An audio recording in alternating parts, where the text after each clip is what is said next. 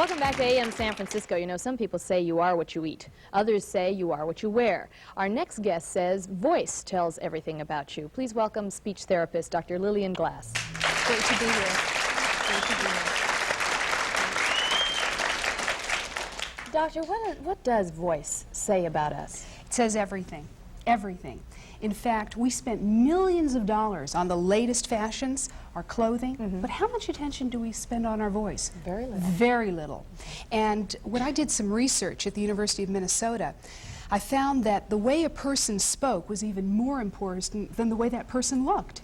And it's very essential in our lives. You know, how many times have you been to a party and you see someone go, not bad. Looks pretty good to me. All right.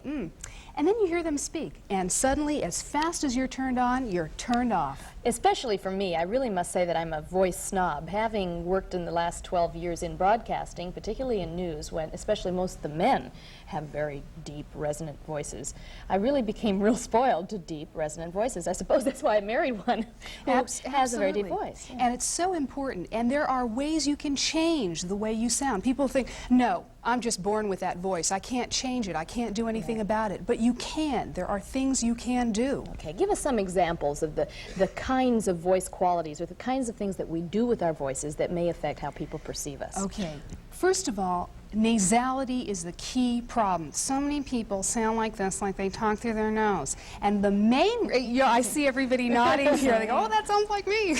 But the reason for that is because many people out there don't open their mouths. They're talking like this. They don't open their mouths and enunciate. And that's all you have to do in many cases, unless, of course, there's a pathological problem. And then you Which can means get some help. if you have a sinus disorder, problem. right. Yeah. Well, not even that. If there is a cleft of your palate or some organic type of medical problem. But that's the exception rather than the but rule. for the most part, what you really need to do is open your mouth and communicate. Another problem is talking really too fast and most people don't breathe right and coordinate their breathing and their talking. And they go, talk, talk, talk, talk, talk, talk, talk.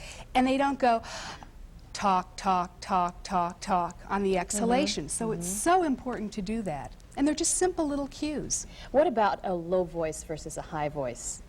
Isn't most of that genetic? Well, that's a good point. Some of it is and some of it isn't. You can change the way you sound. Everyone has an optimum pitch level. And I guess we can maybe even do this with the audience and have them be aware of it. Every one of you, why don't you say like you really agree with me? Say Okay, that's your optimum pitch level. Now you thought, wait a minute, what is this all about? But when you say that's a natural resonant frequency of the way you sound. So when you go, hello, how are you? That's your voice. And it's very important to be aware of that. Some people can talk really too low, and they can do what's known as a glottal fry, and really fry their voice like this. And kind of I have a tendency to do that. And when you do that, it can hurt your vocal cords. So it's really important not to do it. Okay. Because obviously in broadcasting, again, voice is very, very important. And when I started out many years ago doing the weather, I remember my voice was very high and I spoke too fast and I would giggle and I would, you know, it was, and first of all, I was nervous.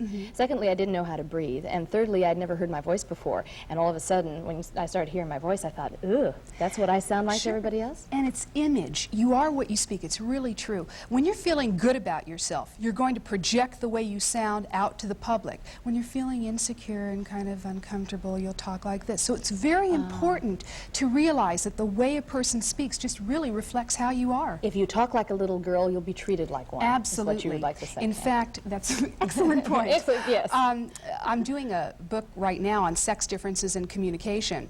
And the way men and women speak is incredibly different, as we'll talk about in a little while. But one of the biggest complaints men have against women is that when they sound like little girls, they really object to this issue. Because if you act like a little girl and have that little girl high-pitched voice, you'll be treated as one. But if you sound like a woman, you'll be treated like one.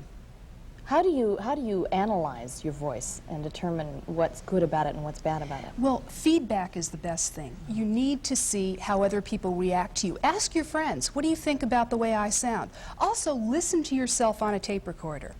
this is the best way, because the more you listen, the more you'll get used to it, and you'll be aware of how you sound. Once upon a time, though, didn't different kinds of voices mean different things? In other words, there are really fads in voices, aren't there? Yes. In the 1920s, the Betty Boop type voice, boop, boop, be-doop, you know, it was really acceptable. It was very high-pitched and very acceptable. And then, you know, we went through the times historically, and then the Lauren Bacall voice. This was the sexy, low-pitched voice.